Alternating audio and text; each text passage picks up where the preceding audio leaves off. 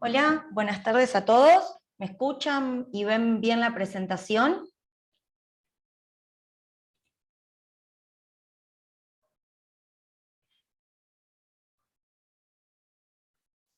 Bueno, espero que me escuchen bien. Cualquier cosa, si no, me lo hacen saber por el chat. Eh, Vamos a empezar. No se conectó mucha gente, pero vamos a empezar así no nos atrasamos, que hay bastantes cosas por ver. Eh, Antes que nada, quiero agradecer al Centro de Formación Profesional por haberme invitado a participar de esta exposición. Y bueno, me presento, voy a dejar la cámara prendida en la presentación para que conozcan, para que me conozcan, pero después la voy a apagar para no tener problemas de conexión. Igual no somos muchos, se supone que no tiene que pasar nada, pero por las dudas la voy a apagar. Mi nombre es María Guadalupe Castro, soy contadora pública egresada de la Universidad de La Matanza y me desempeño en el foro laboral liquidando sueldos. También soy perito en el ámbito laboral, bueno, y en otros ámbitos, pero principalmente en el laboral. Así que la idea de hoy es repasar un poco los conceptos para ver la liquidación de sueldos, especialmente en el convenio de comercio, que es un convenio bastante popular hoy en día. ¿Cuáles son los objetivos del encuentro y qué es lo que vamos a ver durante estas 2 horas? Vamos a ver qué obligaciones tiene el empleador desde el momento que comienza a tener empleados en relación de dependencia, qué trámites debe realizar ante AFIP. Vamos a ver el registro de empleadores de CABA y qué otros trámites. Vamos a hacer un repaso de la ley de contrato de trabajo, de los principales conceptos a tener en cuenta, las cuestiones a considerar en la liquidación de cargas sociales. Vamos a ver un caso práctico y van a recibir seguramente junto con la grabación del curso un Excel que pueden utilizar para generar los recibos de sueldos de sus clientes y hacer el control de las cargas sociales y formulario 931. Vamos a ver cuáles son las obligaciones sindicales que debe cumplir el empleador.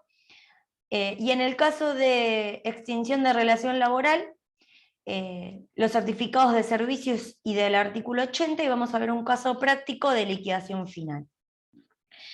La idea es ver todo lo que es teoría, print de pantallas, Excel, y el espacio de consultas dejarlos para el final, una vez que terminemos de ver todo lo que es teórico práctico. Bueno, ahora, si les parece, voy a apagar la cámara, así comenzamos con la exposición.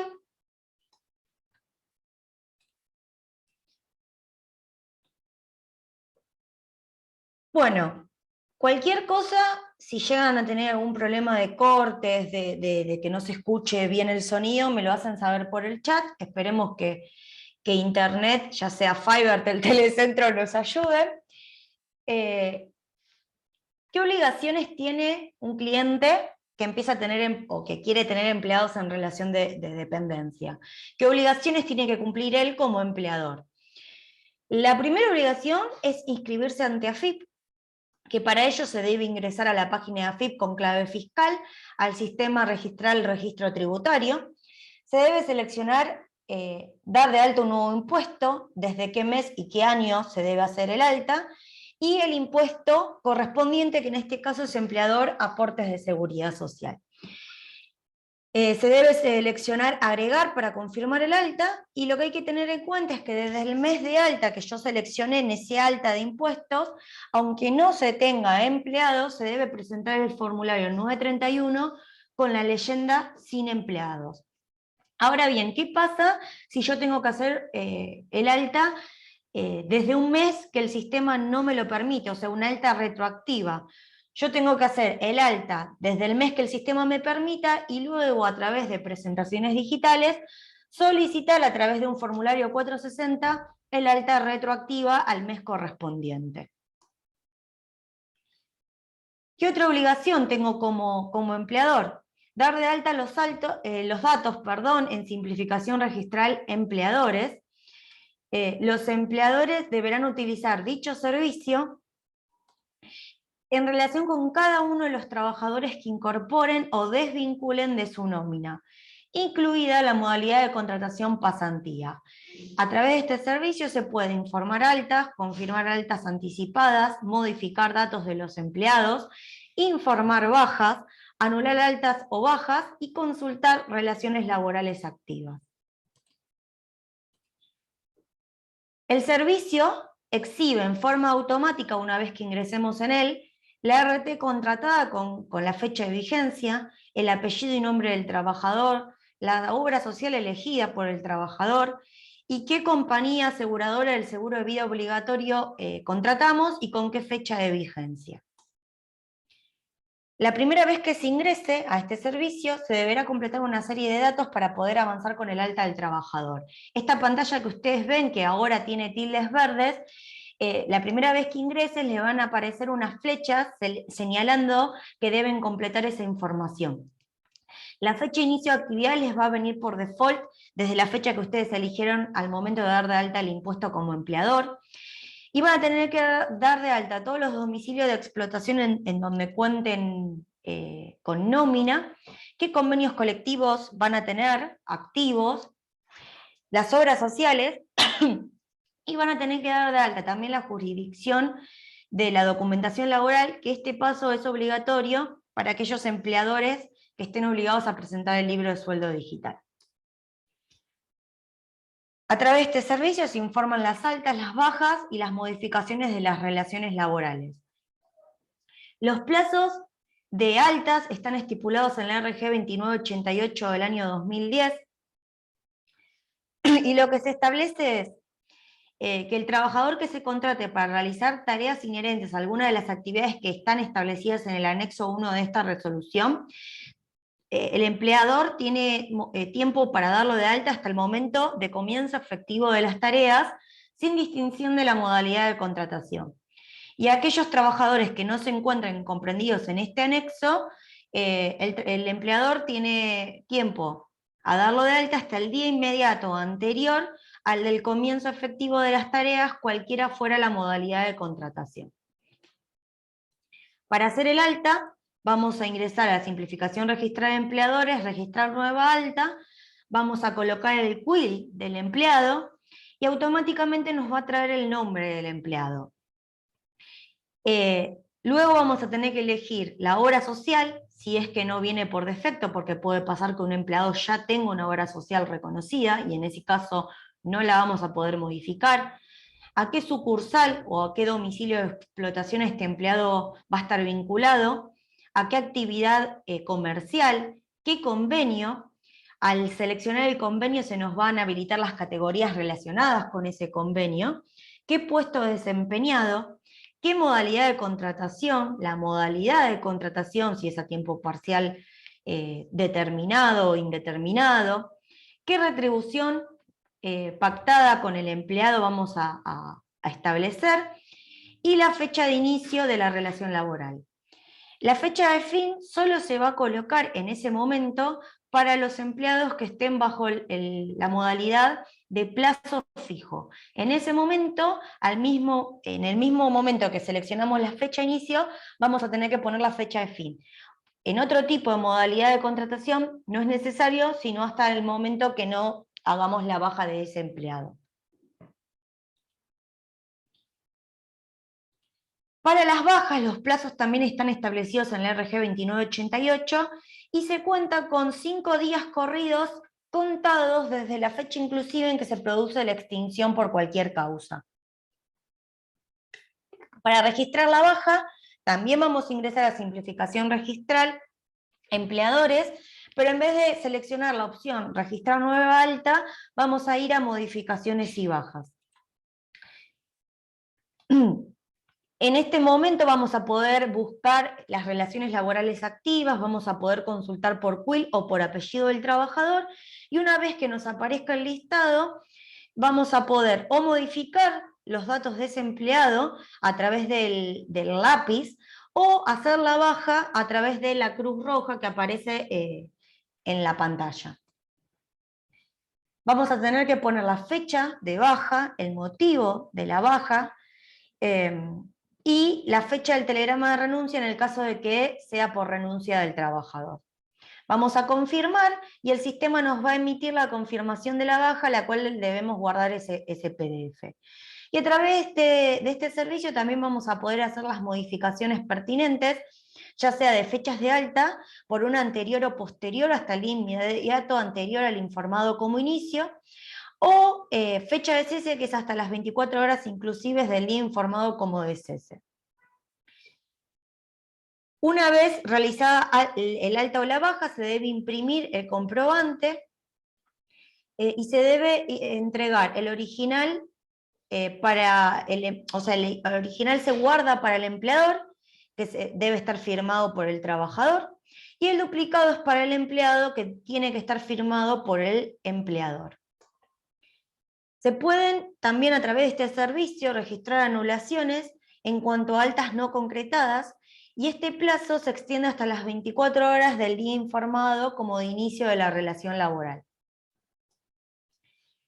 También se puede registrar bajas retroactivas en caso de abandono de trabajo, que se toma como fecha la del telegrama en donde se lo intima presentarse al trabajo. Si hay telegrama de renuncia en forma retroactiva, se toma la fecha de la recepción del telegrama y a partir de allí hay 5 días para comunicar la baja. Y el plazo de entrega de la constancia del alta o la baja o de la modificación es de alta dentro de las 48 horas contados desde las 0 horas del día inmediato siguiente a la fecha consignada, de las modificaciones dentro del mes calendario y de la baja solo si la pide el trabajador dentro de los 5 días corridos inmediatos al de la solicitud. ¿Qué otras obligaciones tengo como empleador? Tengo que contratar un RT, contratar una póliza de seguro colectivo de vida obligatorio, debo realizar las inscripciones como empleador en los sindicatos correspondientes, inscripción como empleador en las obras sociales correspondientes, debo realizar la apertura de las cuentas bancarias de los trabajadores, si es que los trabajadores ya no cuentan ya con una cuenta sueldo, debo rubricar los libros de sueldo y debo entregar los certificados de trabajo al momento de la desvinculación. El registro de empleadores CABA es otra obligación que tengo como empleador, que deben cumplirlo todos los empleadores que tengan domicilio legal o establecimientos localizados en la Ciudad Autónoma de Buenos Aires. O sea, yo puedo tener domicilio legal en CABA, pero mis empleados no están en Capital, lo tengo que cumplir igual, informando que no tengo empleados en CABA. Y si tengo domicilio legal y establecimientos localizados en CABA, lo que debo hacer es cumplimentarlo con la cantidad de empleados que trabajen en CABA. ¿Cuál es el plazo para cumplimentar con esta obligación? Del 1 de enero al 31 de marzo del año siguiente al cual estoy presentando, pero por ejemplo el año 21 fue prorrogado hasta el 31 de julio del 2022. En esta declaración jurada, lo que se carga es la información respecto del año calendario inmediato anterior, y se debe ingresar y remitir la información requerida a través de TAD, que es un servicio que se ingresa con clave fiscal a HIP, y deberá ser presentada por el empleador, guardar la constancia que emite el sistema, ya que esta constancia la pueden solicitar ante trámites de rúbrica de documentación laboral o en el caso de que algún inspector de trabajo requiera la misma. Como les comentaba, se ingresa a través de la página de AGIP con clave ciudad, se ingresa a través de TAD y se debe remitir el último formulario 931 presentado y la constancia de inscripción de AFIP. Y como información optativa, o sea, no es necesario para cumplimentar con esta declaración, se puede también adjuntar el estatuto en el caso de las sociedades.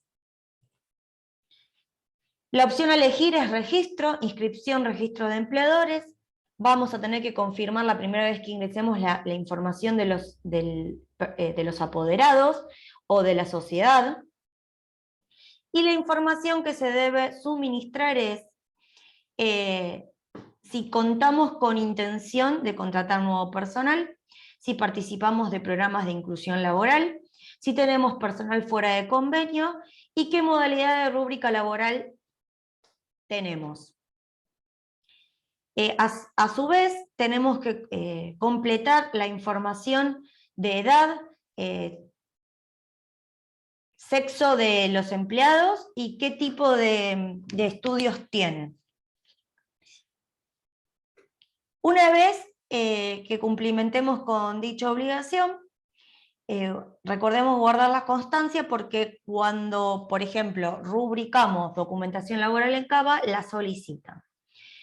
Bueno, ahora vamos a hacer un repaso de los principales conceptos a tener en cuenta de la ley de contrato de trabajo al momento de liquidar los recibos de haberes de los empleados. El recibo de sueldo lo debe confeccionar el empleador y se le debe entregar a sus empleados por todos los trabajadores en relación de dependencia y debe detallar la remuneración a percibir. Ahora vamos a ver el modelo más adelante. En el artículo 140 se establecen los requisitos mínimos que debe tener este recibo, que deben ser datos del empleador, datos del trabajador, detalle de la remuneración y otros datos obligatorios. El formato del recibo es como el que ven ustedes en pantalla. El encabezado tiene que tener los datos del empleador, ya sea nombre completo o razón social, el domicilio de la empresa y el quit del empleador.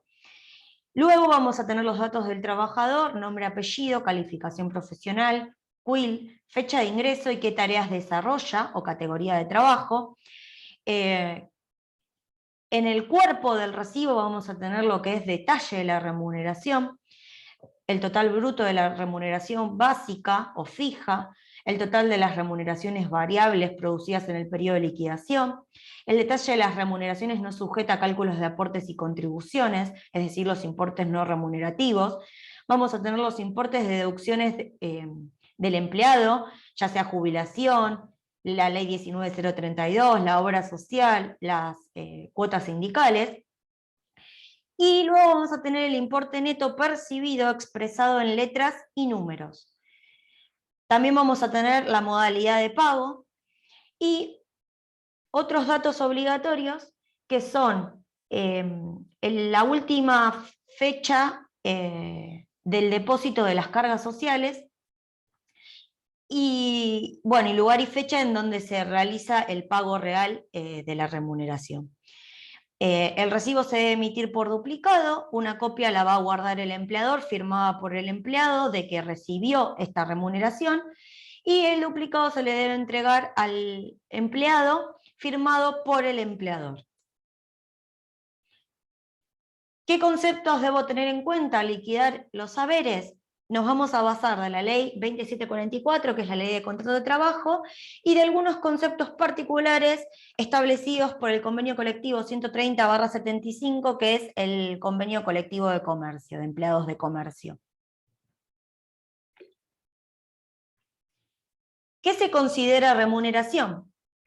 Es una contraprestación que debe percibir el trabajador como consecuencia del contrato de trabajo, que no podrá ser inferior al salario mínimo vital y móvil, que a octubre del 2022 se encuentra en 54.550 y a noviembre en 57.900. El empleador debe abonarle al trabajador, aunque este último no preste servicios, dado que la misma se devenga por la mera circunstancia de haber puesto a disposición su fuerza de trabajo. Las prestaciones pueden ser remunerativas y no remunerativas.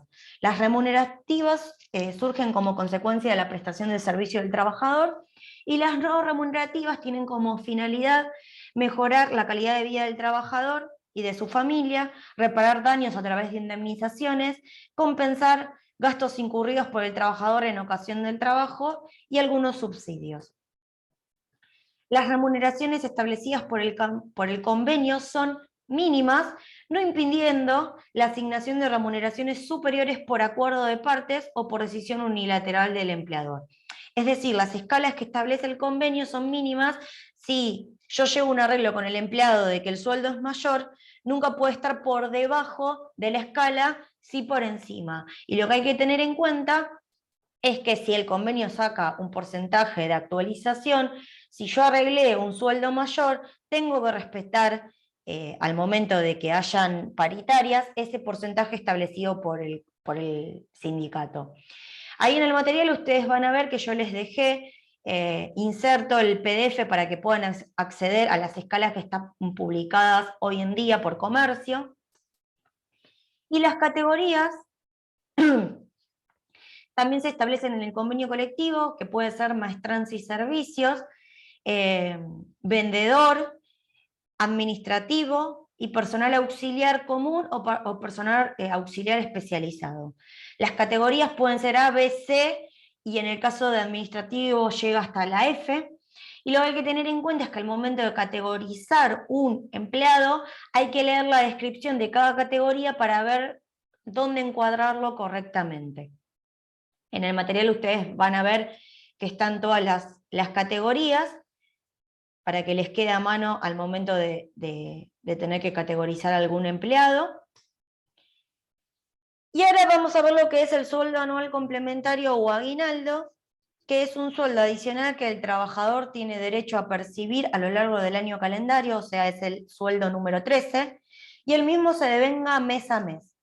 Las épocas de pago son 30 de junio y 18 de diciembre, y la forma de cálculo es el 50% de la mayor remuneración mensual devengada por todo concepto dentro del semestre.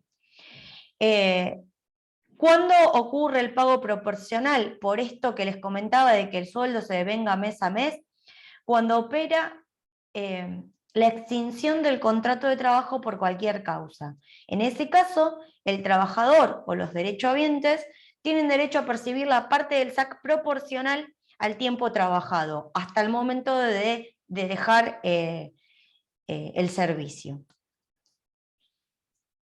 Las vacaciones es una licencia anual ordinaria en la cual el trabajador gozará de un periodo mínimo y continuado de descanso anual remunerado por los siguientes plazos. Los plazos están establecidos en la ley de contrato de trabajo, pero el convenio colectivo los puede mejorar. En el caso del convenio colectivo de comercio, establece los mismos plazos que la ley de contrato de trabajo. Si la antigüedad es menor a 5 años, son 14 días corridos. Si están entre 5 y 10 años, son 21 días corridos. Si están entre 10 y 20 años, son 28 días corridos. Y si son más de 20 años de antigüedad, son 35 días corridos. Y lo que hay que considerar es que se considera la antigüedad al 31 de diciembre del año que correspondan las vacaciones. Los requisitos para gozar de las mismas es que deberá haber prestado servicios durante la mitad, como mínimo, de los días hábiles comprendidos en el año calendario o aniversario respectivo. Y cuando no llegase a totalizar este tiempo mínimo de trabajo, se goza de un periodo de descanso anual de un día de descanso por cada 20 de días de trabajo efectivo. Esta licencia anual comenzará un día lunes, o en el caso de que el lunes sea feriado, al siguiente día hábil. La época de otorgamiento de las vacaciones se encuentra comprendida dentro del periodo 1 de octubre al 30 de abril, y la fecha de inicio de las vacaciones debe ser comunicada por el empleador por escrito con una antelación de 45 días. Cuando un matrimonio o hijos menores de 18 años se desempeñen en la orden del mismo empleador, las vacaciones deben otorgarse en forma conjunta y simultánea, siempre que no afecte el normal desenvolvimiento del establecimiento. Y cuando las vacaciones no se otorguen en forma simultánea a todos los trabajadores de ese establecimiento, el empleador deberá proceder en forma tal para que a cada trabajador le corresponda el goce de las vacaciones por lo menos en una temporada de verano cada 3 periodos. Y el personal que tenga hijos en escuela primaria tendrá preferencia con relación al resto para que el otorgamiento de las vacaciones tenga lugar en época de receso de clases, es decir, en enero y en febrero.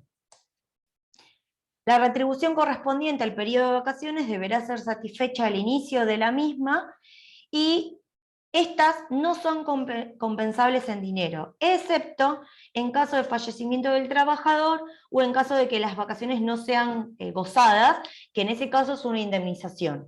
Pero si el empleado todavía está vigente la relación laboral, no son compensables en dinero. El empleador está obligado a otorgar este periodo de descanso anual.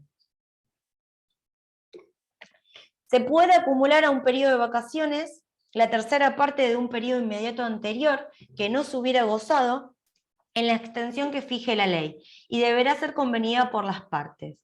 Esta posibilidad posterga el goce de una parte de las vacaciones al periodo siguiente sin que la norma contemple el fraccionamiento dentro de un mismo año. Es decir, por ejemplo, si un empleado tiene 3 semanas de vacaciones, lo que la ley menciona es que vos le podés, como empleador, dar la opción de que se tome 2 semanas y que esa semana que le queda pendiente la fraccione dentro del mismo año. Pero bueno, esto es un acuerdo de partes también, siempre que no afecte el desenvolvimiento del establecimiento. ¿Y cómo se calcula esta vacación remunerada? En el caso de los empleados mensuales, el sueldo que perciba al momento del otorgamiento se divide por 25 y se multiplica por la cantidad de días de vacaciones que se esté tomando el empleado. En el caso de sueldo variable se hace un promedio de los sueldos devengados durante el año, que corresponde al otorgamiento o a opción del trabajador durante los últimos 6 meses de prestación del servicio. Y en el caso de los jornalizados, por cada día de vacación, el importe que le hubiera correspondido percibir al trabajador en la jornada anterior a la fecha en que comienza a gozar de las mismas. Si esta, por razones circunstanciales, sea inferior a la habitual, se toma la que coincida con la legal. Además, el convenio colectivo de comercio establece una serie de licencias especiales con goce total de sus remuneraciones. ¿Y cuáles son las que establece el convenio colectivo?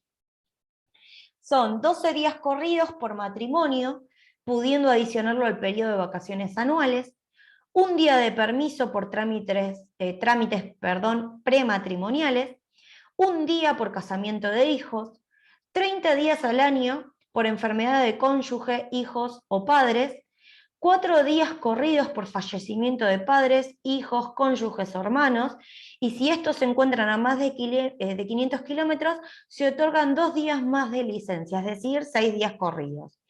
Hay que justificar, ¿no? este requisito. 2 días corridos por fallecimiento de abuelos, padres o hermanos políticos o hijos del cónyuge, 2 días hábiles por nacimiento de hijos, por donación de sangre la jornada completa de licencia, que hay que presentar siempre certificado, por mudanza 2 días corridos, 10 días por año a estudiantes secundarios que deban rendir y se puede acumular con el periodo de vacaciones anuales, y 20 días por año para estudiantes universitarios que deban rendir y hasta un máximo de 4 días por examen. El plazo de la carrera no puede exceder los 7 años y podrá acumularse con el periodo de vacaciones anuales. En todos estos casos, lo recomendable es que el empleado traiga un certificado y que el empleador lo guarde en su legajo personal. Los feriados son obligatorios y tienen su forma específica de ser calculados. En cambio, los días no laborables son fechas en las que el empleador puede ejercer la opción de prestar servicios o eximir a sus trabajadores de hacerlo sin detrimento de su remuneración. Por ejemplo, un día no laborable es el Jueves Santo. ¿Y cuáles son los supuestos? Si el trabajador labora en esos días, es decir, en los días feriados, se le abona una remuneración normal de los días laborables más una cantidad de igual, es decir, se abona doble ese día. Y si el trabajador no labora en esos días, en el caso de los que perciban sueldo mensual, se hace el sueldo que le corresponda dividido 25 por la cantidad de feriados que haya en el mes. Si percibe el sueldo por día o por hora, se toma como base de cálculo el importe que le hubiera correspondido percibir en la jornada anterior al feriado. Si trabaja a destajo, se toma como base de cálculo el promedio de lo percibido en los últimos 6 días de trabajo efectivo. Y si tiene sueldo variable, se toma como base el promedio percibido en los últimos 30 días inmediatos anteriores al feriado. El Día del Empleado de Comercio es establecido el 26 de septiembre de cada año, salvo que el convenio, que el sindicato salga a aclarar algo distinto. El año pasado, por ejemplo, en el año 2021, como el 26 de septiembre era domingo, el sindicato salió a aclarar que se postergaba este día y que el día era, creo que era el primer viernes de octubre, si la memoria no me falla. En dichos días, los empleados de comercio no prestan tareas, asimilándose el mismo a los feriados nacionales a todos los efectos legales. Es decir, que si el empleado de comercio trabaja ese día, se le paga doble, y si no, se le paga como un feriado. La jornada laboral es todo el tiempo durante el cual el trabajador está a disposición del empleador, en tanto no pueda disponer de su actividad en beneficio propio. La extensión es uniforme para toda la nación y se rige por la ley 11.544. El convenio colectivo de comercio no establece una jornada distinta a lo que establece la ley, por lo que se establecen 48 horas semanales u 8 horas diarias, pudiendo prolongarse la misma a 9 horas cuando no se trabaje los sábados. Cualquier exceso a dicha jornada será considerado hora extra. Hay un límite máximo de jornada nocturna, que son 7 horas, entendiéndose por tal a la que se cumpla entre las 21 horas y las 6 horas del día siguiente. Y cuando se alternan horas diurnas con nocturnas, se puede elegir, a opción del empleado, reducir proporcionalmente la jornada en 8 minutos por cada hora nocturna trabajada, o pagar esos 8 minutos de exceso como tiempo suplementario. El límite de la jornada insalubre son 6 horas diarias o 36 horas semanales, y la insalubridad no existe sin declaración previa de la autoridad de aplicación. Es decir, que si la autoridad de aplicación no establece la insalubridad de la actividad o del establecimiento, la jornada va a ser la normal y no esta jornada reducida de 6 horas o 36 horas semanales. Además, la ley establece un descanso diario entre el cese de una jornada y el comienzo de la otra, que no puede ser inferior a 12 horas. Establece un descanso semanal, el cual debe ser realizado entre las 13 horas del sábado y las 24 horas del día siguiente, o en caso de que los trabajadores deban prestar servicios en estas horas, se les deben compensar por un franco compensatorio igual a 36 horas. Y a su vez, el convenio colectivo establece un descanso por refrigerio de 15 minutos diarios, durante el cual el empleado podrá hacer abandono del establecimiento u optar por tomarlo en la empresa, cuando ésta disponga de cafetería, comedor o lugar equivalente instalado. Este intervalo se considera comprendido dentro de la jornada normal de trabajo. A su vez, se pueden contratar empleados por jornada reducida, en los cuales el trabajador se obliga a prestar servicios durante un determinado número de horas al día o a la semana, inferiores a las 2/3 partes de la jornada habitual de la actividad.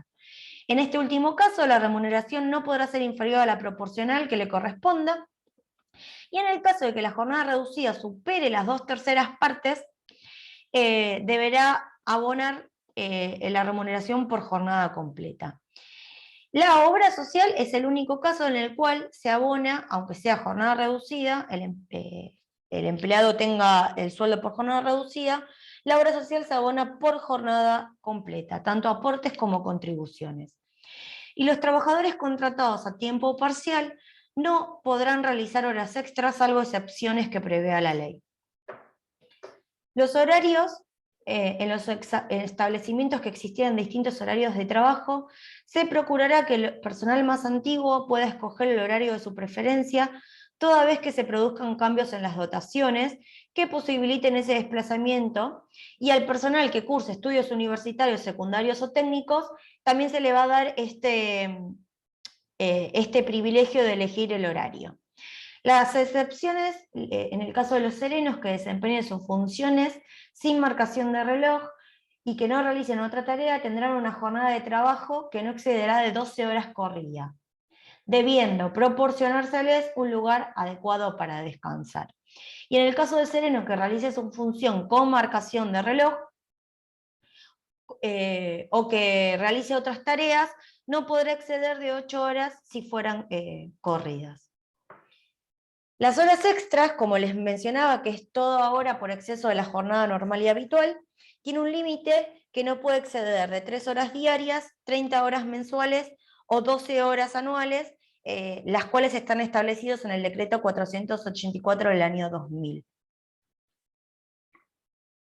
Las horas adicionales tienen una forma especial de cálculo y se establecen. Si son de lunes a sábados hasta las 13, tienen un recargo del 50% adicional, y si son sábados luego de las 13, domingos o feriados, un recargo del 100% adicional. Pero aclaremos que esta hora extra es siempre que se trabaje por exceso a la jornada legal o convencional. No quiere decir que si un empleado trabaja luego a las 13, yo le tengo que pagar el 50%, el 100% adicional. Es un reclamo que suelen hacer comúnmente los empleados.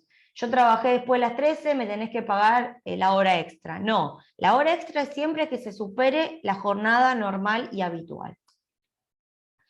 Y a su vez, los empleados de comercio tienen un plus por antigüedad, que es el 1% por cada año de antigüedad sobre el sueldo bruto, y un plus por asistencia y puntualidad, que se calcula sobre el sueldo bruto, antigüedad y adicionales, y corresponde a la 12ª parte de esta sumatoria.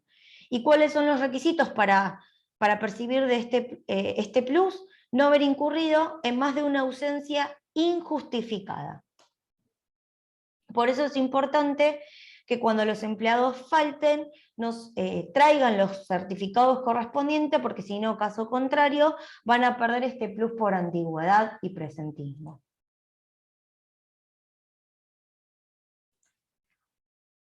Ahora bien, ¿qué es lo que tenemos que tener en cuenta al momento de liquidar cargas sociales? La ley 27.541, publicada en diciembre del año 2019, establece dos tipos de empleadores, los del inciso A y los del inciso B, los cuales, el inciso A van a tener contribuciones por el 20,4% y los del inciso B el 18%. Lo que hay que considerar es que se encuadren dentro de los anexos y de los importes que establece la reglamentación. Yo ahí les dejo en el material dos cuadros de los distintos tipos de empleadores, tanto del inciso A y del inciso B, de la distribución de los distintos subsistemas para conformar este 18% y este 20,4%. Una parte va al CIPA, una parte va a la ley 19.032, una parte va a asignaciones familiares y una parte va al Fondo Nacional de Empleo.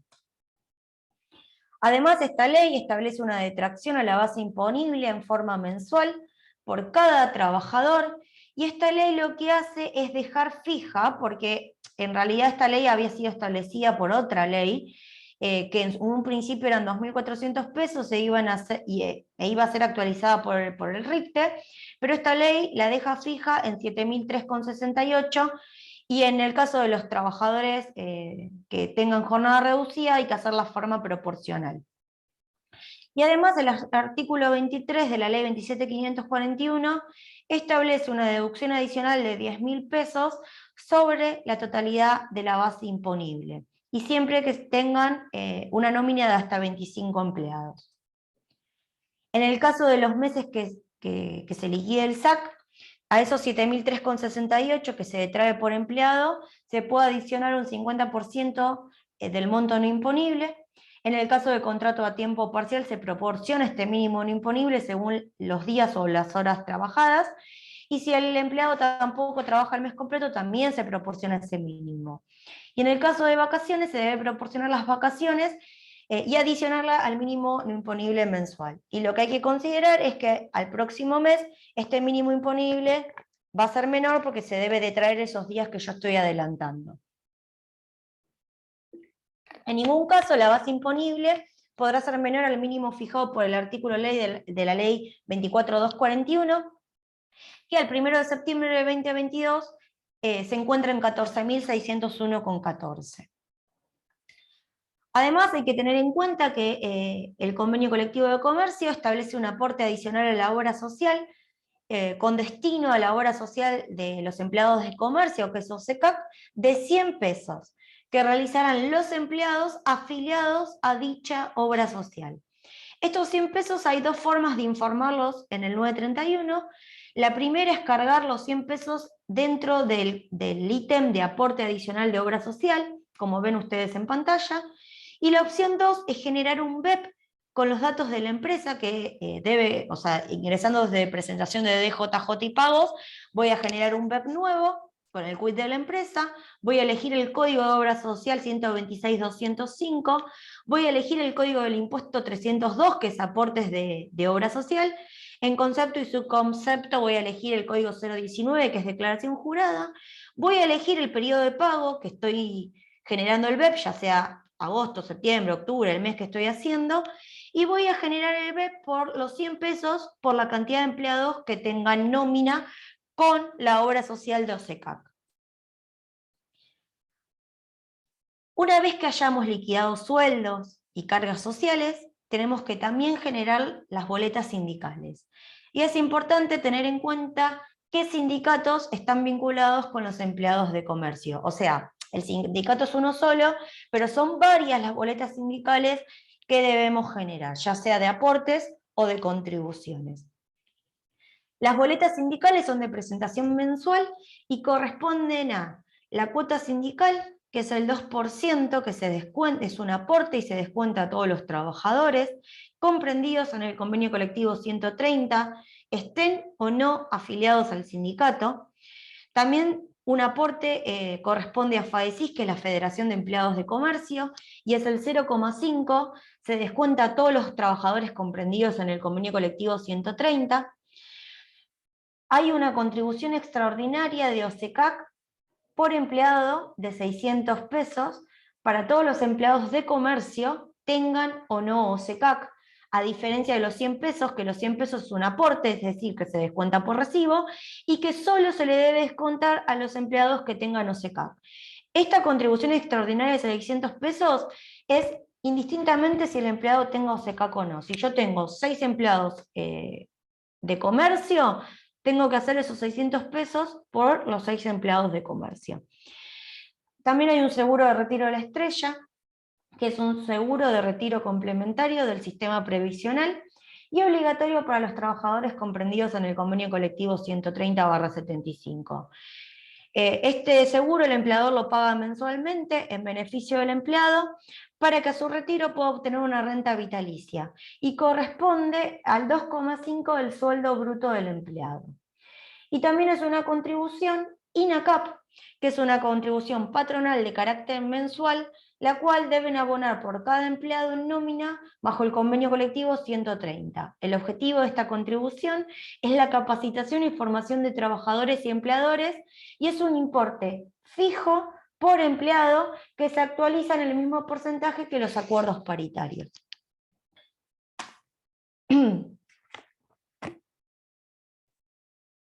¿Cómo se liquida la cuota sindical? Se deberá realizar la inscripción en la delegación que corresponda al domicilio en el cual presten los servicios los trabajadores. Por ejemplo, si yo tengo empleados en Capital y tengo empleados en Matanza, me voy a tener que inscribir tanto en SEC Cava como en SEOCA, que es Matanza. Yo ahí les dejé algunos ejemplos. Si ustedes hacen clic en esos 3 ítems que se encuentran en azul en el material, los va a derivar a la página del SEC Cava, donde pueden ingresar al aplicativo al cual van a presentar mensualmente la boleta sindical. Les dejo la opción del SEC San Martín para que ingresen a la parte de inscripciones. Ustedes van a ingresar a esa página y van a encontrar todos los formularios que deben completar e enviar por mail para que el sindicato les conteste con un número de inscripción, y luego van a poder ingresar con número de quit y ese número de inscripción para generar las boletas sindicales correspondientes. Y también les dejo el link de SEOCA, a través de la cual van a poder cumplimentar con la presentación de la boleta sindical de Matanza. La retención se calcula sobre el sueldo básico, adicionales, sueldo anual complementario, vacaciones anuales y sumas no remunerativas establecidos en los acuerdos paritarios. al igual que la obra social. En el caso de la obra social, en los últimos acuerdos paritarios, Comercio estableció que también se calculaba sobre los importes no remunerativos. Y el vencimiento de la presentación de esta cuota sindical es hasta el 15 del mes inmediato posterior al devengamiento de las remuneraciones o al primer día hábil siguiente. La boleta de FAESIS, que es una retención que se calcula sobre el sueldo básico, adicionales, sueldo anual complementario, vacaciones anuales y sueldo, sumas no remunerativas, se deberá realizar el alta de la empresa en la página de FAESIS a través de FAESIS Online. Ahí también yo les dejo el link para que puedan ingresar. Y permite, a través de este servicio, se permite la consulta de los pagos ingresados, se puede actualizar permanentemente los datos del empleador y de los trabajadores, y se podrá generar e imprimir la boleta de pago, que se abonará en las distintas bocas de pago habilitadas para este fin. Los empleadores deben informar también la ubicación geográfica de las distintas sucursales en las que se desempeñen los trabajadores, con el fin de constatar que los aportes se realicen de manera correcta. La boleta de FAESIS tiene el formato que ven ustedes en pantalla, y el primer vencimiento es la misma fecha del vencimiento del formulario 931, que depende de la terminación del quit del empleador, y el segundo vencimiento es el último día del mes, pero en este segundo vencimiento el importe tiene un pequeño interés. OSECAC, que es esta contribución extraordinaria de 600 pesos que yo les mencionaba. En el material van a ver que les dejo el manual del sistema para que ustedes puedan aprender a utilizarlo, cómo dar de alta empleados, cómo modificar los datos, cómo hacer la impresión de la declaración jurada y de la boleta a pagar.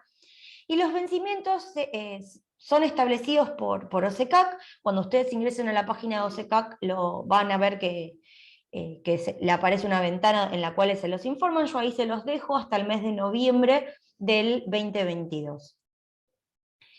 El seguro de retiro de la estrella es una renta vitalicia de por vida cuando el trabajador alcance la edad jubilatoria. El trabajador puede retirar estos fondos de su cuenta individual anticipadamente de acuerdo a las siguientes contingencias. Por caso de desvinculación, el asegurado podrá retirar el saldo o bien mantener los fondos en el seguro para después obtener el beneficio adicional de renta vitalicia. En caso de ingresar a otra empresa del sector, dentro de los 12 meses de haberse desvinculado, siempre que no haya solicitado el reintegro, podrá computar los años de servicio acreditados anteriormente. Otra contingencia es por invalidez activa, que obtendrá la devolución del 100% del saldo en caso de invalidez total o permanente, o por fallecimiento del asegurado. Los herederos legales podrán obtener la devolución del 100% de la cuenta individual.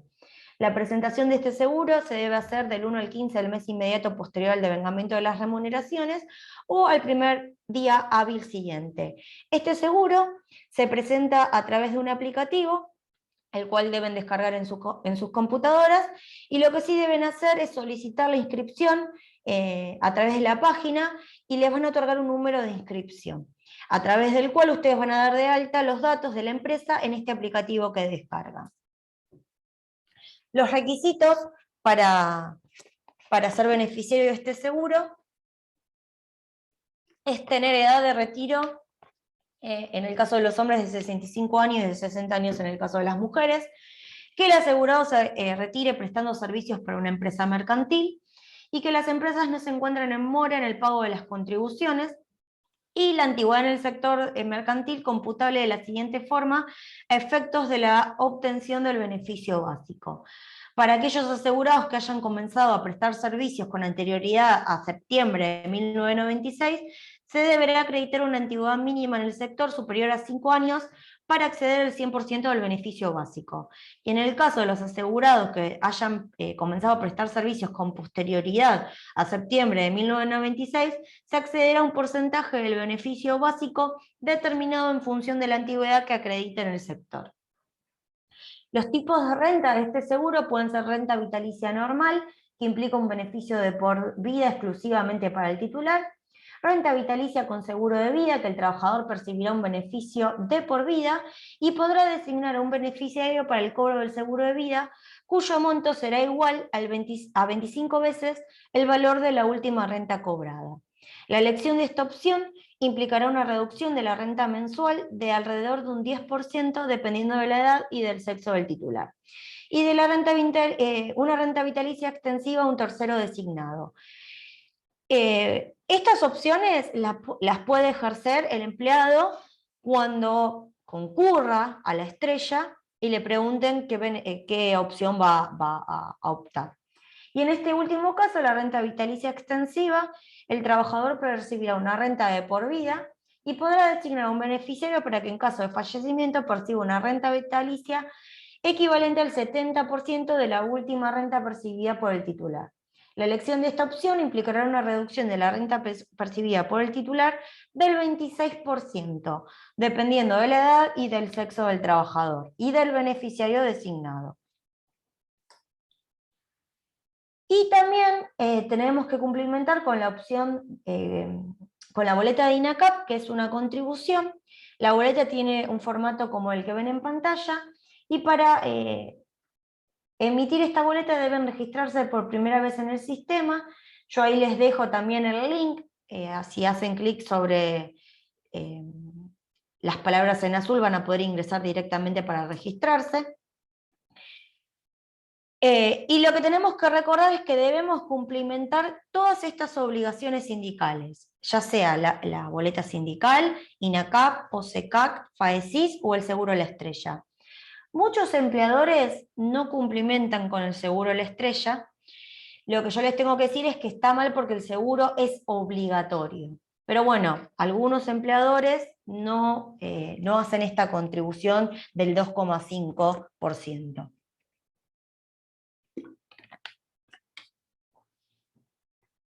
¿Qué pasa al momento de la extinción de la relación laboral?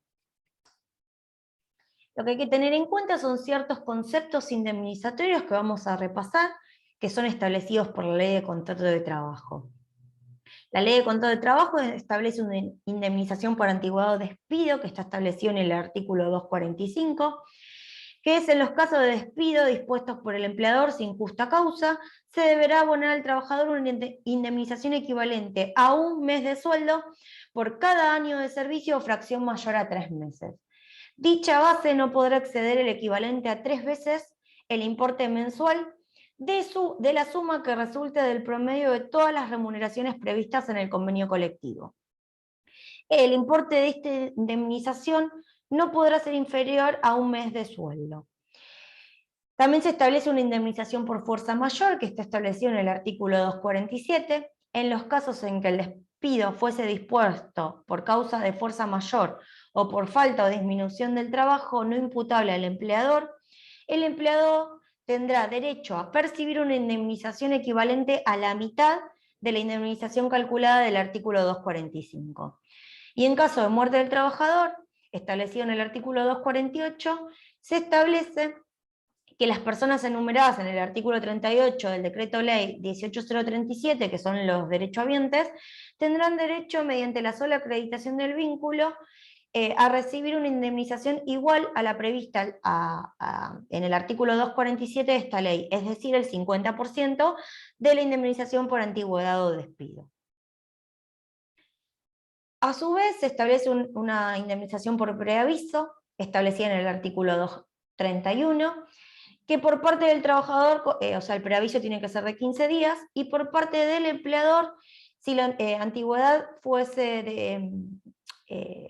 de 1 a 5 años, es un mes de preaviso, y si la antigüedad fuese mayor a 5 años, 2 meses. Cuando el trabajador esté a prueba, son 15 días.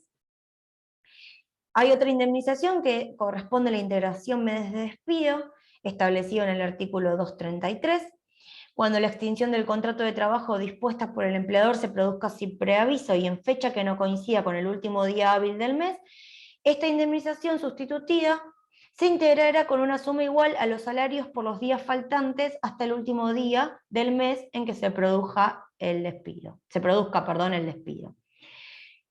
La integración mes de despido no procede cuando la extinción se produzca durante el periodo de prueba, o sea, durante los primeros 3 meses de la relación laboral.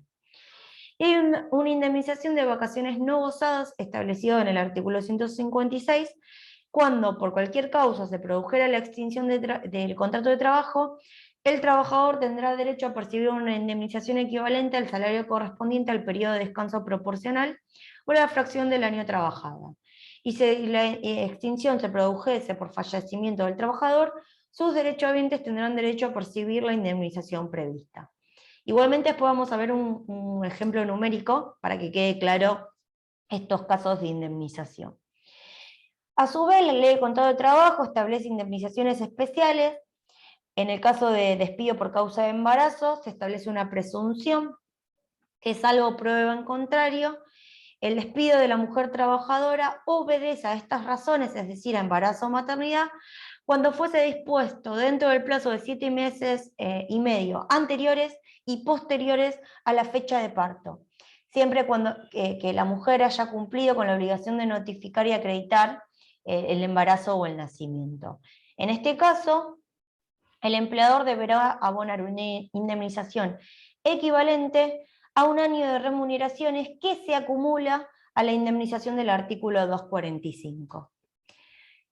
Otra indemnización especial es la indemnización de presunción por matrimonio, que se considera que el despido responde a esta causa cuando se produjese 3 meses antes o 6 meses posteriores al matrimonio, siempre que el empleador haya notificado en forma fehaciente.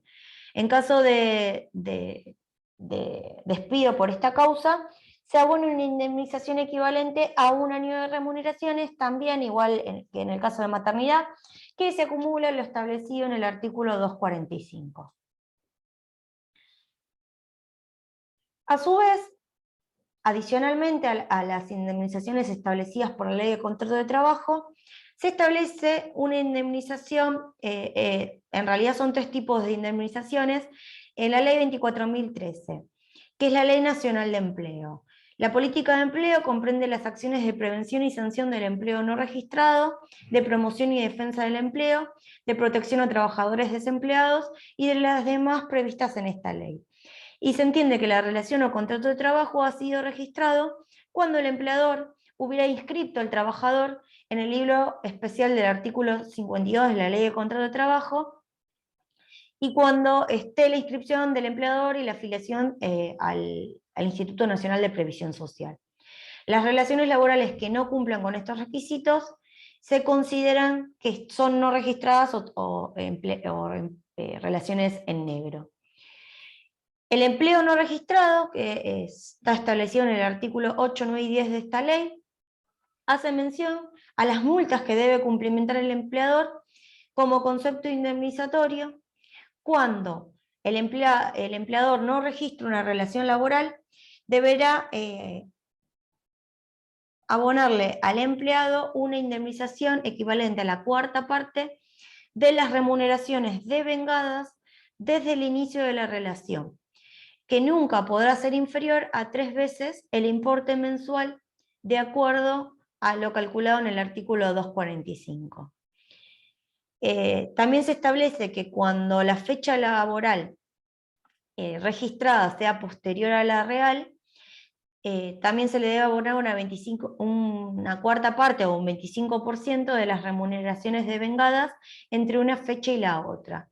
Y cuando se haya registrado una remuneración mensual a la realmente percibida por el trabajador, también corresponde un 25% de indemnización de las remuneraciones devengadas y no registradas. Estos 3 tipos de indemnización siempre son a valores ajustados.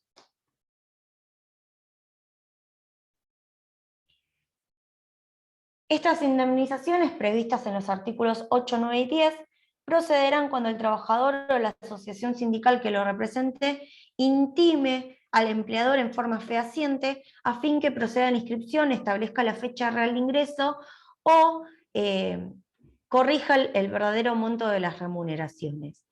Si el empleador diera total cumplimiento a la intimación dentro del plazo de los 30 días, queda eximido del pago de las indemnizaciones antes indicadas.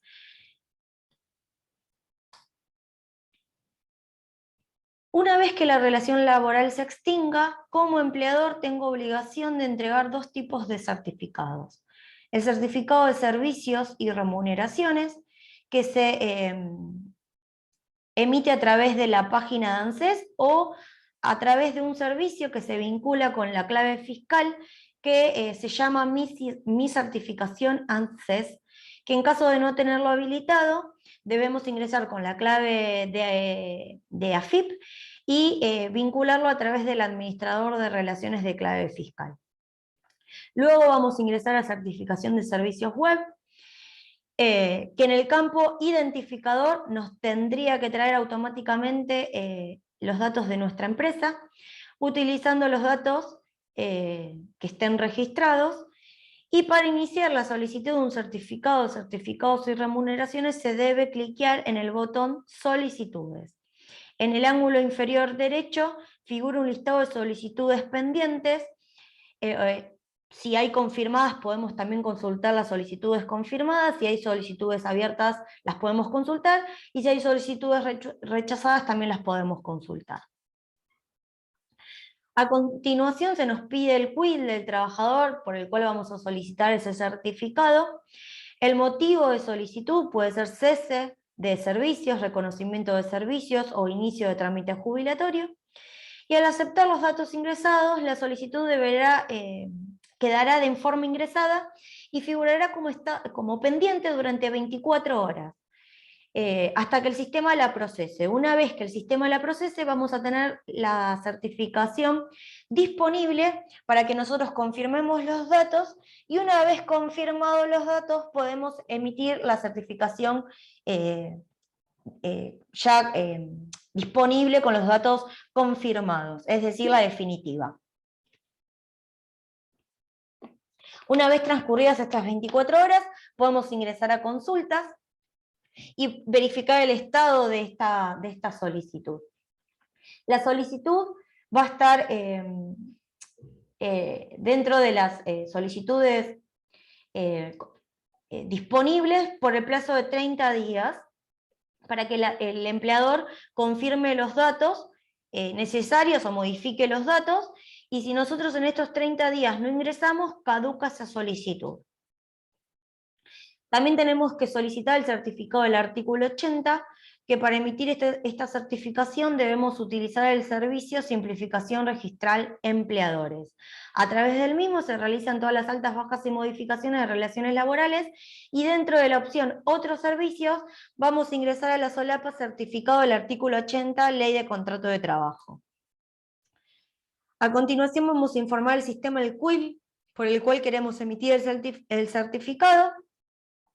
Se va a mostrar en pantalla la información que el sistema tiene en base a las declaraciones juradas de sus presentadas, la fecha de alta y baja, el convenio colectivo y la categoría profesional que nosotros hayamos informado de ese empleado al momento de hacer el alta, y nos va a solicitar que carguemos los importes pagados de aportes y contribuciones sindicales.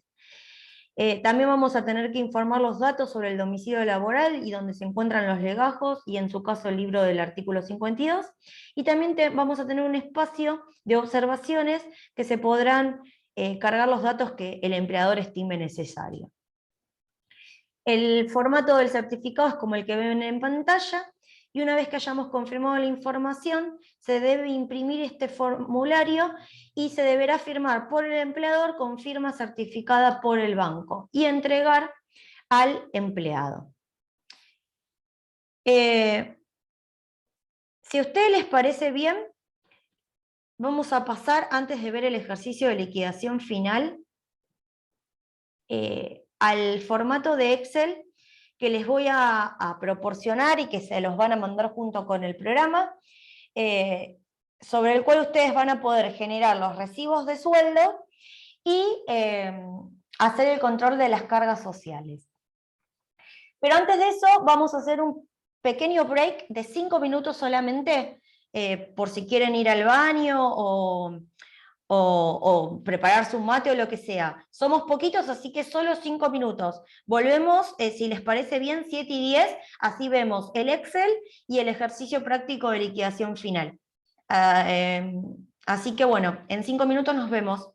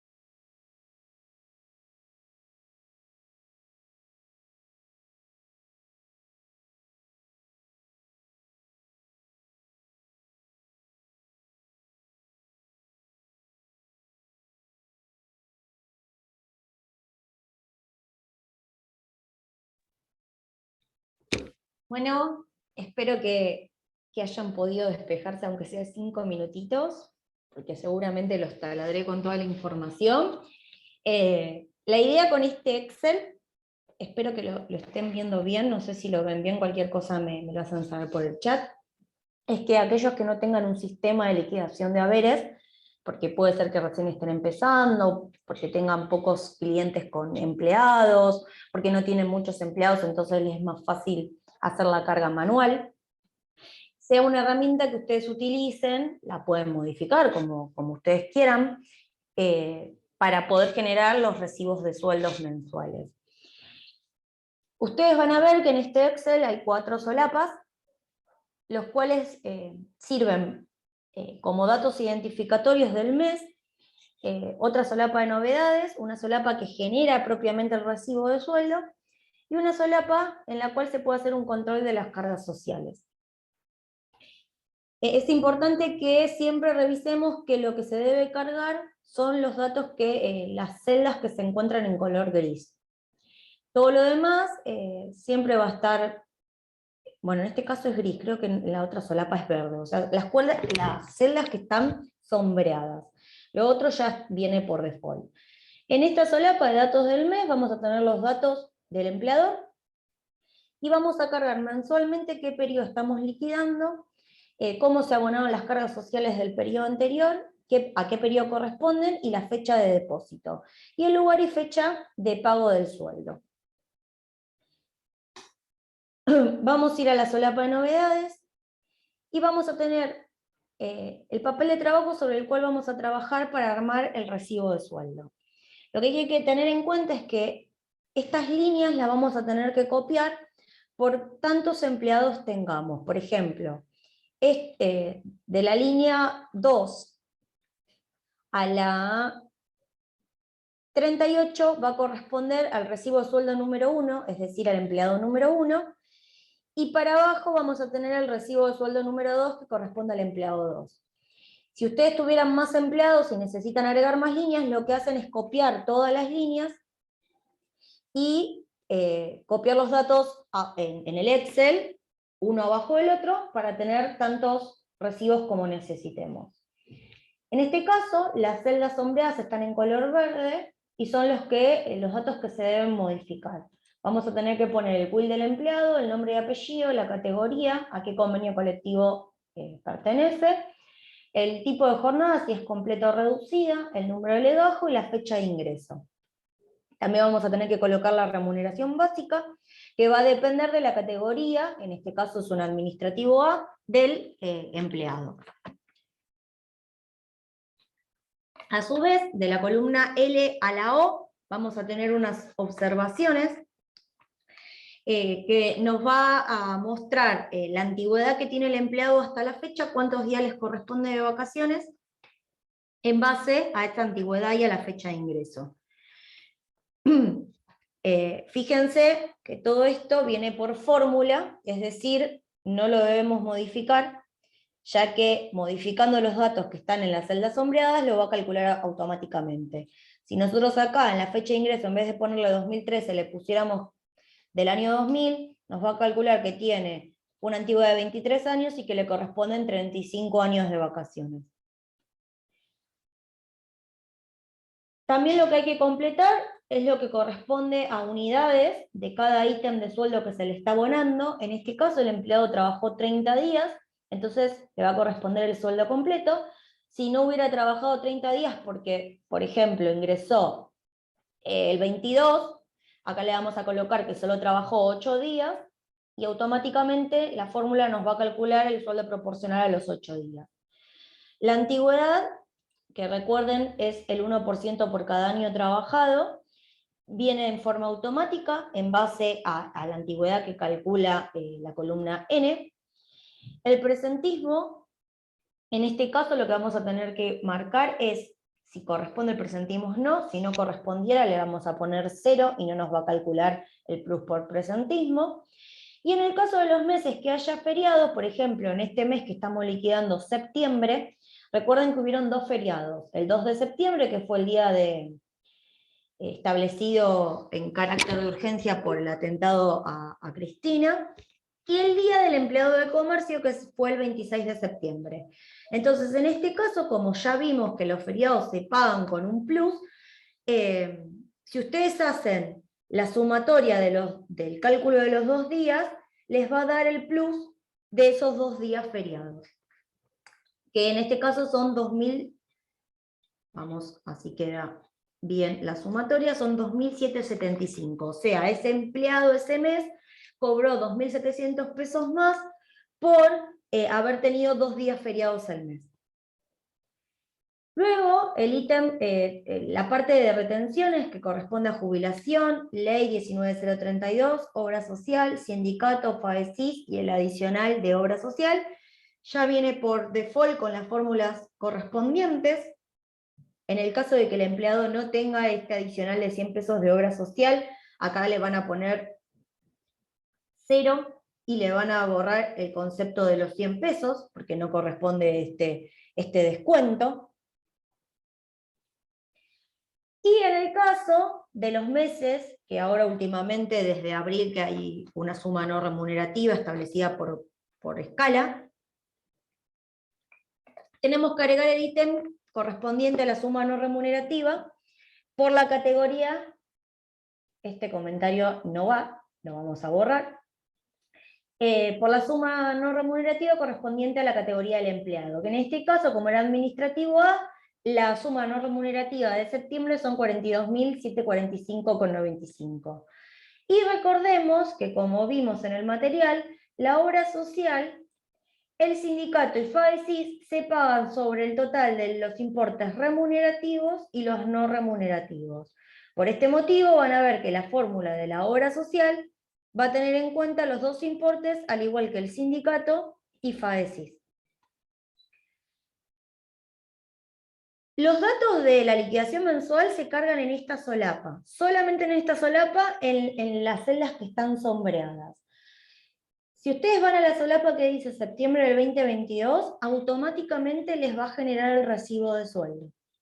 Entonces, acá no van a tener que modificar nada porque va a tomar los datos de la solapa de novedades y de datos del mes. Y en este caso lo único que hay que tener en cuenta es que si en la solapa novedades agregaron otro empleado, acá van a tener que también agregar las filas correspondientes a ese empleado nuevo para que genere el recibo correspondiente.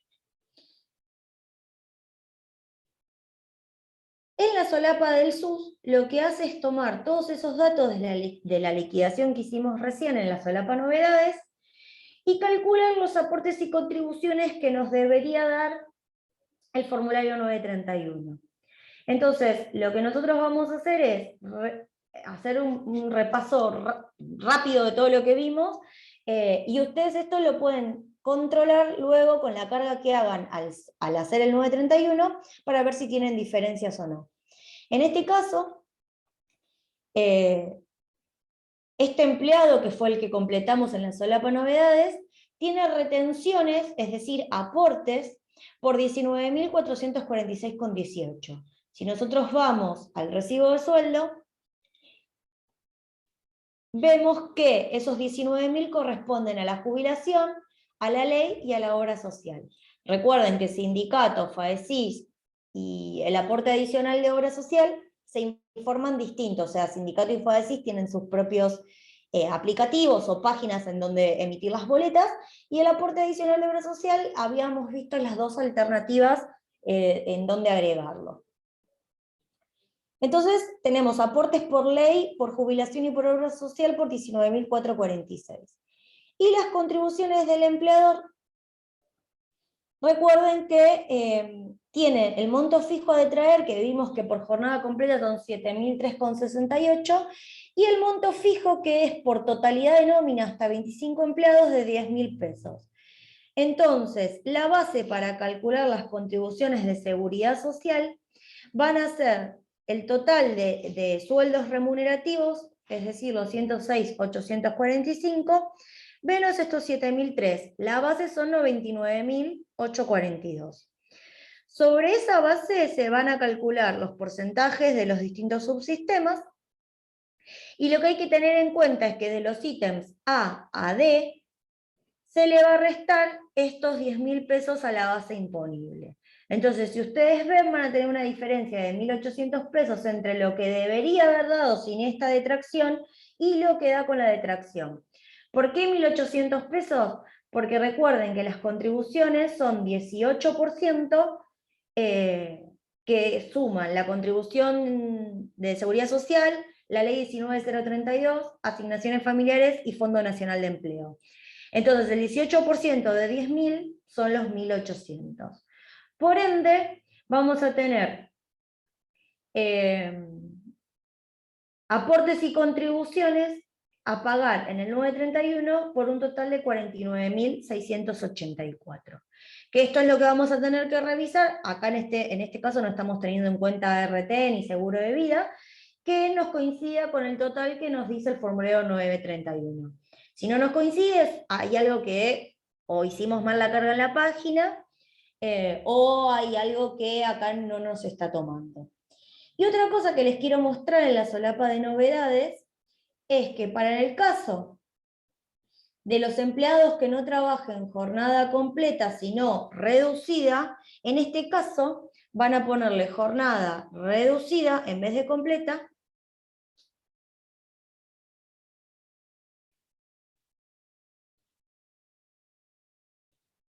Perdón, ahí está.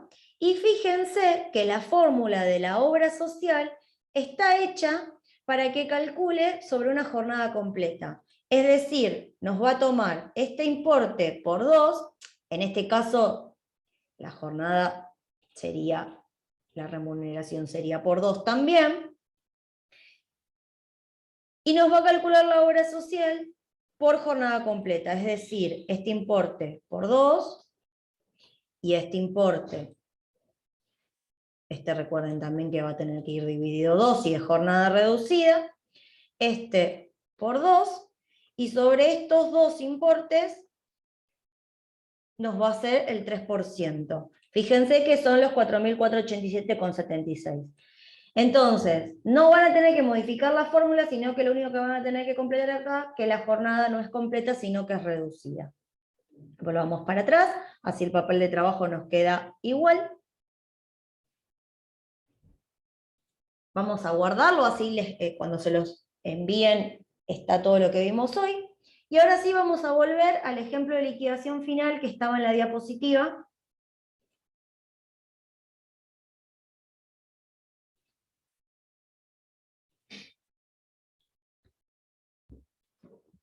Para que toda la teoría que vimos de los distintos tipos de indemnización nos quede un poquito más clara con números. La empresa del Ciclón SRL notifica el día 17 de abril del 2020 por medio de un telegrama a su dependiente la extinción de la relación laboral sin justa causa a partir del día 18 de abril del 2020. Por tal motivo deberá practicar la liquidación final al trabajador Marcelo Díaz. Este trabajador se encuentra comprendido en el convenio 130/75, es decir, es un empleado de comercio, tiene una categoría administrativa, ingresó el 1 de marzo del 2012, el tope indemnizatorio es de 117.321 y el sueldo bruto percibido hasta el momento fue de 42.500 pesos. Lo que hay que tener en cuenta es que si los empleados se encuentran en provincia de Buenos Aires, los jueces ordenan computar la incidencia del SAC en las indemnizaciones. En Cava rige el fallo plenario de Tulosay que no ordenan computar la incidencia del SAC en las indemnizaciones. Mi criterio profesional es hacerlo también. Luego el juez decide, en el caso del juicio, ¿no? Si le da lugar o no. Para evitar cualquier tipo de reclamo por parte de abogado o empleado, en las indemnizaciones, yo en Cava los incluyo también.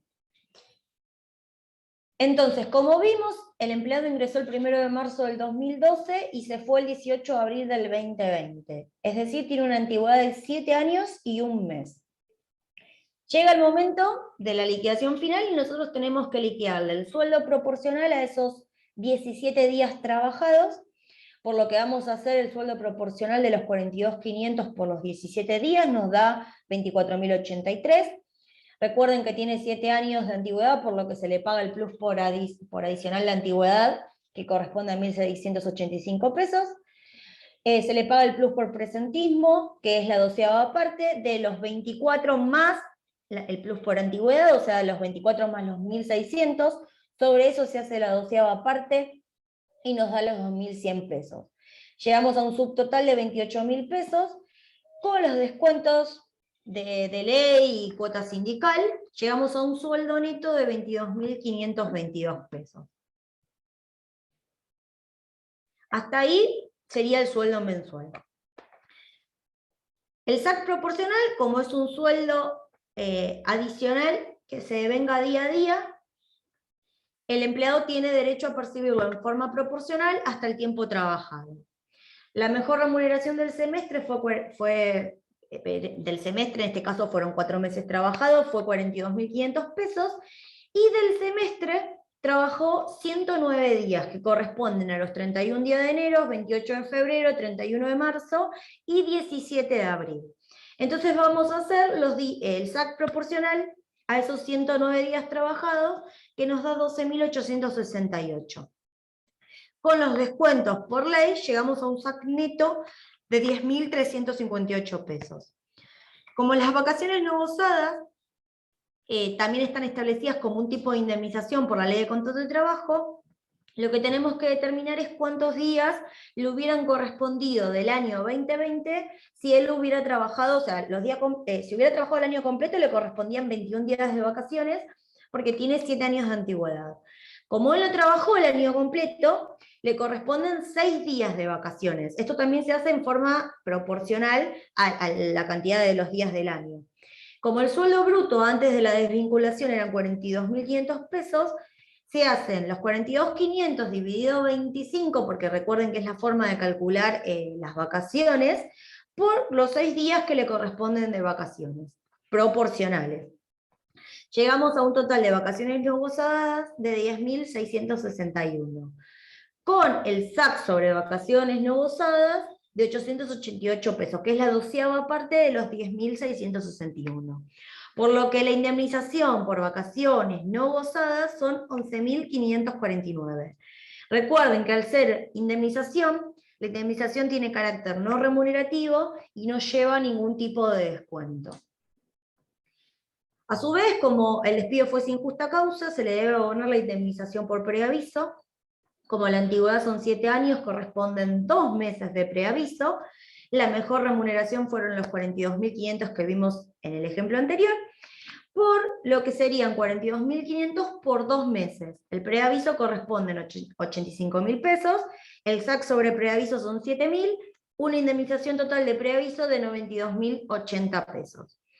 Y como no trabajó el mes completo, porque la desvinculación fue el día 18, el 17 fue el último día trabajado, el 18 ya no tenía que concurrir a trabajar, se le corresponde abonar 13 días por integración mes de despido. Un total de 18.416 con el SAC de 1.500, total de indemnización e integración mes de despido 19.950. Y la indemnización por antigüedad, o artículo 245, recuerden que lo que dice es que se debe abonar la mejor remuneración mensual, normal y habitual devengada durante el último año. Por cada año de prestación de servicios o fracción mayor a 3 meses. En este caso, la mejor remuneración eran 42.500 pesos. Como él tiene una antigüedad de 7 años, 1 mes y 17 días, son 7 años que se le pagan de antigüedad. Si él hubiera tenido una antigüedad de 7 años y 4 meses, en vez de pagársele 7 años, se le pagan 8 años de antigüedad, porque dice fracción mayor a 3 meses. Entonces tienen una indemnización por antigüedad de 297.500. En el caso de, acá lo que hay que tener en cuenta es que hay un fallo que se llama Bisotti, que lo que establece es que si la base de cálculo supera el tope indemnizatorio, se aplica este fallo Bisotti, que lo que dice es que se debe calcular el 67% de la mejor remuneración para comparar con el tope indemnizatorio y tomar el mayor para calcular la indemnización por antigüedad. Es decir, vamos a ver dos ejemplos para que quede claro, porque así en palabras uno se marea, pero no es tan difícil. El ejemplo 1 es que la mejor remuneración del empleado fueron 2.800 pesos. El tope indemnizatorio de ese convenio colectivo eran 875. Como lo que dice el artículo 245 es que no puede ser mayor a 3 veces el tope indemnizatorio, lo que se hace es multiplicar esos 875 por 3, que nos da 2.625. Como en la mejor remuneración supera el tope indemnizatorio, yo tengo que tomar el tope, porque por algo se llama tope. O sea, es hasta, si la remuneración supera ese tope, yo tomo como base el tope indemnizatorio. Y la antigüedad de 7 años lo voy a multiplicar esa base, o sea, los 2.625 por la antigüedad. ¿Qué me da? 18.375. En este caso, se toma el tope indemnizatorio como base para calcular la indemnización, porque el fallo Bisotti lo que dice es que yo tengo que tomar el 67% de la mejor remuneración. Es decir, el 67% de la mejor remuneración, que son 2.800 pesos, es 1.876.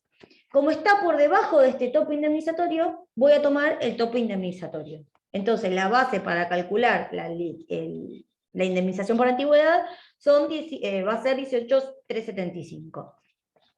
En el ejemplo 2, la mejor remuneración son 5.400 pesos, el tope indemnizatorio 1.150, por los que 3 veces 1.150 son 3.450. En este caso, se toma los 3.450, porque también supera la mejor remuneración el tope indemnizatorio, tiene antigüedad de 3 años, por lo que 3.450 por 3 nos da, ya les digo cuánto nos da, porque no está en el material, nos da 10.350. Pero, como el 67% de la mejor remuneración son 5.400, nosotros vamos a tener que tomar como base este importe, o sea, los 3.618, para calcular la indemnización por antigüedad. Es decir, los 3.618 por los 3 años de antigüedad, la indemnización va a ser 10.854. Que les quede de resumen, para que les sea más simple identificar este tema del fallo Bisotti, la base de cálculo de la indemnización por antigüedad, vamos a tener 3 casos. O podemos tomar la mejor remuneración mensual normal y habitual, o podemos tomar el tope indemnizatorio que establece el artículo 245, que es 3 veces el que establece el convenio colectivo, o el 67% de la mejor remuneración mensual normal y habitual. ¿En qué casos tomamos como base de cálculo la mejor remuneración mensual normal y habitual? Cuando esta, o sea la mejor remuneración, sea igual o inferior al tope indemnizatorio previsto por el artículo 245. ¿Cuándo tomamos como base de cálculo el tope indemnizatorio? Cuando este tope sea inferior a la mejor remuneración mensual normal y habitual y superior al 67% de esa mejor remuneración, que es el fallo Bisotti. ¿Y cuándo se toma el 67% de la mejor remuneración? Cuando este 67% sea superior al tope indemnizatorio. No es tan difícil, es tener estos 3 ítems en la cabeza. Sí, cualquier cosa, si no les quedó claro, lo repetimos. Entonces, el empleado va a tener una indemnización final de 453.961, que se compone por el sueldo proporcional, el SAC proporcional, las vacaciones no gozadas, la indemnización sustitutiva del preaviso, la integración medio de despido y la indemnización por antigüedad. Bueno, después de todo la teoría y la práctica que vimos, espero haber sido clara, pero igualmente abrimos el espacio de consultas para que realicen las consultas que crean pertinentes, que no hayan entendido, que no les haya quedado claro. Las pueden dejar escritas en el chat, que las voy a ir leyendo y las vamos a ir respondiendo.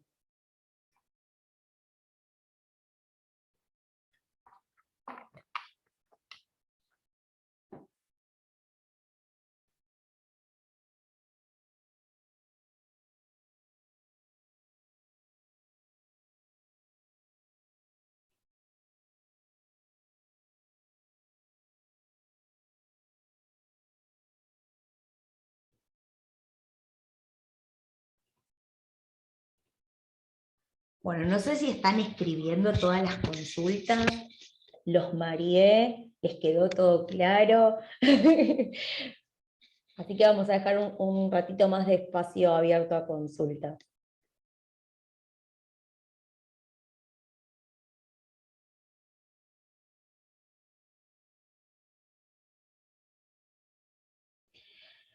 Jorge pregunta, en el alta AFIP, ¿qué remuneración corresponde tomar? ¿Bruta o neta? Cuando hagamos el alta del empleado en simplificación registral de empleadores, la remuneración pactada que se debe informar es la bruta, según escala o según lo que hayamos convenido con el empleado. Héctor dice si puedes repetir el caso Bisotti más lentamente. Si quieren, porque tengo un resumen, vamos a verlo. A ver, les voy a compartir un Excel.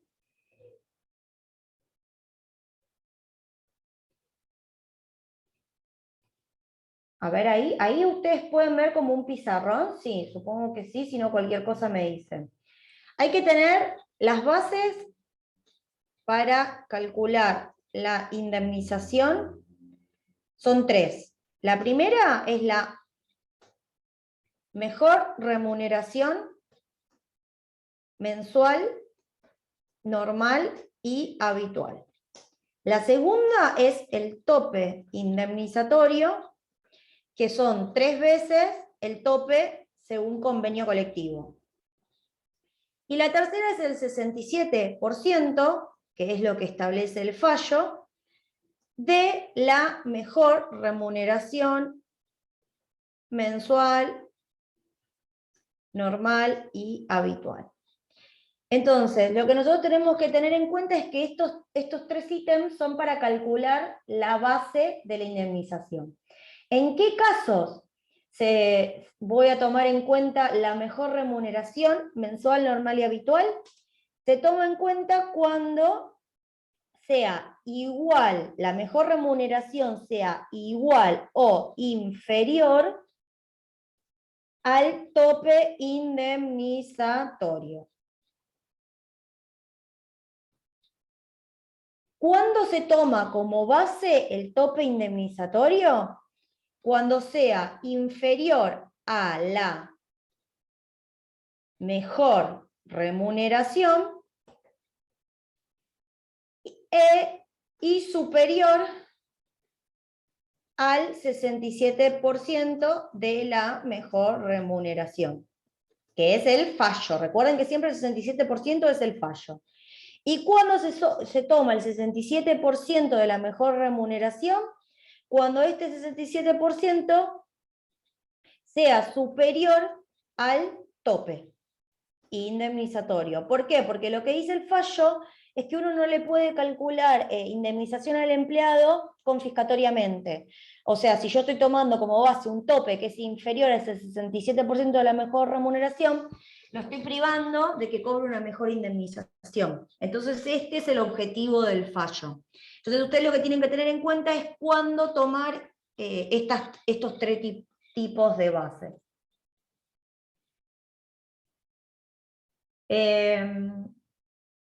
Sandra dice, gracias Guadalupe, por mi parte tengo que ponerme a repasar todo lo que es cálculos de Excel de sueldo que mostraste. Sandra, perfecto, vas a ver que cuando te llegue el Excel van a estar todos los cálculos, ya vienen por fórmula, pero en caso de duda o querer modificar algo, se puede hacer libremente porque el Excel se puede modificar.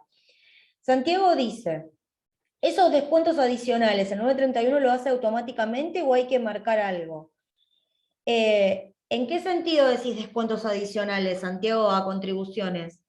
¿A los 7.003,68 o algún otro descuento te referís?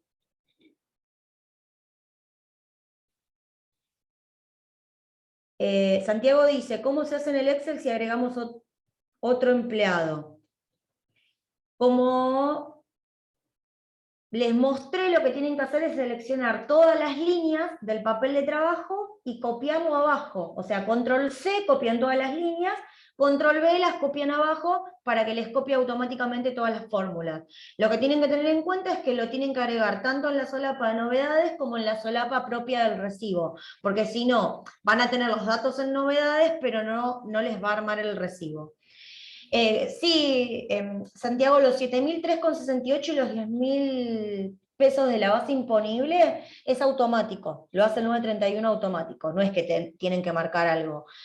En cuanto a los 10.000 pesos, en cuanto a los 7.003,68, cuando vos ingreses empleado por empleado, vas a tener que, hay una parte, un ítem que dice importe a detraer, vos ahí lo vas a tener que cargar manualmente. En el caso de los empleados que tengan jornada completa, le vas a poner los 7.003, y en el caso de que tengan jornada reducida, le vas a tener que tipear 3.501,84. Dice, ¿cómo liquidar vacaciones si las toma dentro del mes o también si se involucra 2 meses? Recordemos que las vacaciones siempre se pagan adelantadas. Es decir, que si un empleado empieza el 31, por ejemplo, el 31 de octubre, cae lunes. Él en octubre empieza las vacaciones, el 31 de octubre. Entonces ustedes les van a liquidar octubre completo y le van a liquidar los días correspondientes a las vacaciones de noviembre. O sea, en octubre va a cobrar un montón de plata. Cuando llegue noviembre, porque recuerden que ustedes van a tener que pagar dividido 25, pero después le van a tener que descontar esos días que ustedes ya le adelantaron. En noviembre el empleado va a decir, che, pero estoy cobrando menos. Sí, porque vos ya le adelantaste las vacaciones. O sea, lo único que hace las vacaciones es que vos le liquides con un plus. A opción del empleado, la ley dice que vos se lo tenés que pagar por adelantado, pero si muchas empresas lo que hacen es coordinar con el empleado, si el empleado quiere recibir por adelantado las vacaciones o solo quiere recibir el plus vacacional. El plus vacacional, recordemos que es ese día de sueldo que se paga por 25.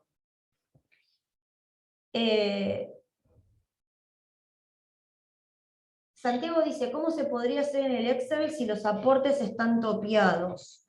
¿Te referís a porque supera los MOPRES y habría que modificar las fórmulas en el papel del trabajo del 931, dejando los topes correspondientes, que esos topes se van actualizando, para que calcule correctamente todo lo que es aportes, contribuciones y obra social?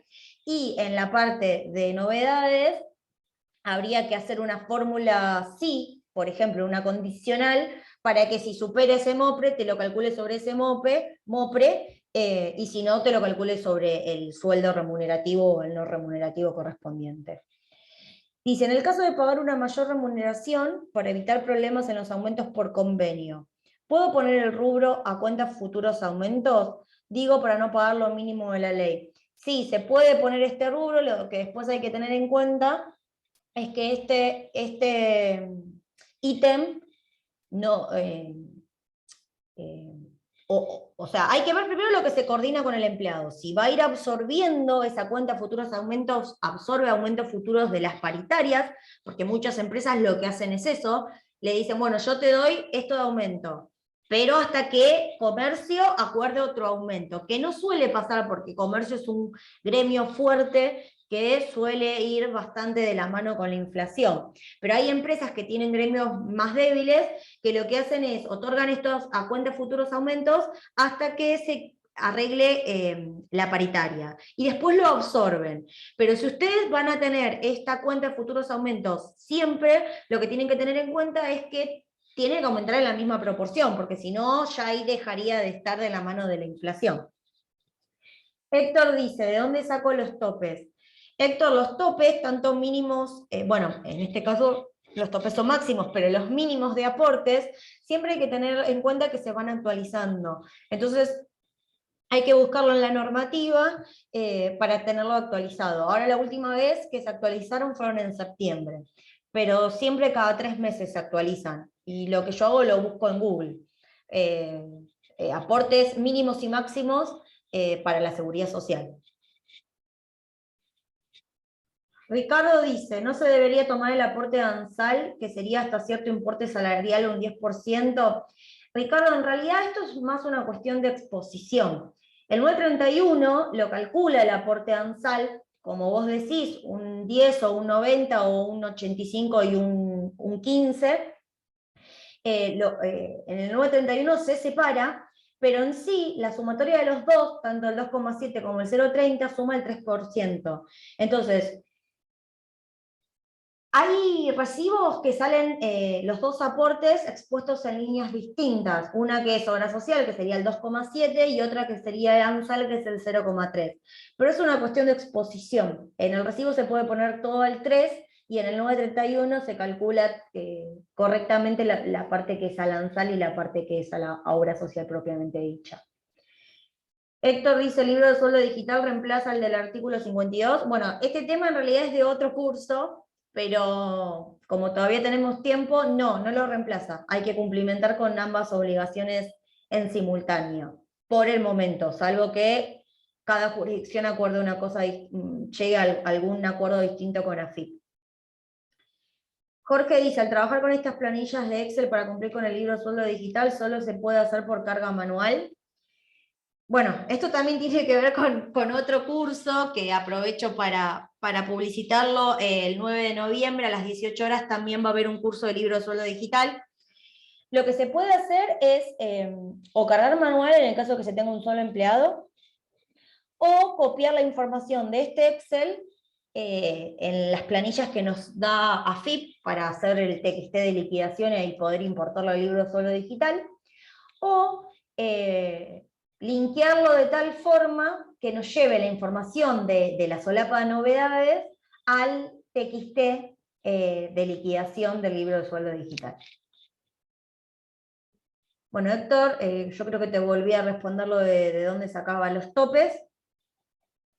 Santiago dice, ¿hay sistemas de sueldos que se ocupan de hacer la importación al libro de sueldo digital? Sí, Santiago, por lo general hay varios sistemas que al hacer la liquidación de sueldos en ese sistema te emiten el TXT directo para el libro de sueldo digital.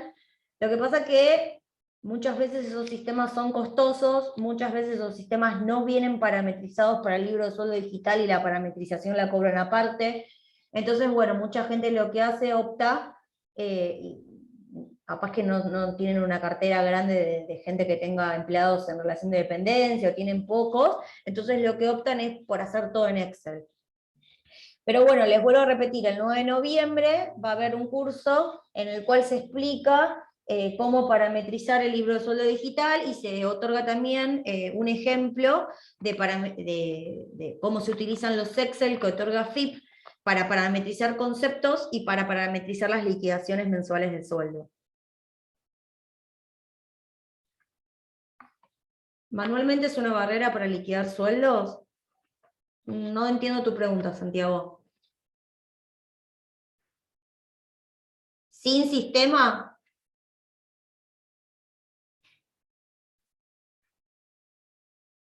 Ah, no. Como vi el signo de pregunta, pensé que era una pregunta, Santiago. No es una barrera para liquidar sueldos. Es encontrarle la vuelta para poder, en base a nuestros papeles de trabajo, poder armar las planillas para importar el libro de sueldo digital. El libro de sueldo digital es un dolor de cabeza el primer mes de implementación. Después nos ahorra bastante el trabajo. Porque si le encontramos la vuelta a esto de generar el TXT en los Excel, es copiar y pegar información, o que ya te los linkea automáticamente. Héctor, lo de los topes son aportes mínimos y máximos que se deben hacer, y son valores que se actualizan siempre que se actualiza el RIPTE, o sea, está haciendo trimestralmente. Como esto se actualiza trimestralmente, lo que hay que hacer es acordarse que cada 3 meses se actualiza, o si no, todos los meses revisarlo, y buscarlo en la página en Google. Podés googlear base de aportes y contribuciones máximos y mínimos y te van a salir. Si no, puedes poner aportes para la ley 24.241 y te van a salir. Pero como se actualizan trimestralmente, hay que actualizarlo, hay que tenerlo ahí en cuenta. Si tienen un sistema, esto se debería actualizar automáticamente, pero bueno, si lo hacen manualmente, tengan en cuenta esto.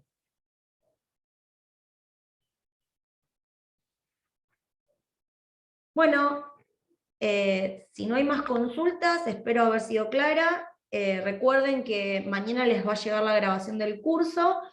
van a poder acceder a él por 15 días y también les va a llegar el PDF del material si es que aún no les llegó y el Excel formato del recibo que vimos en el curso. Muchas gracias a todos por haber participado. Que tengan buenas noches.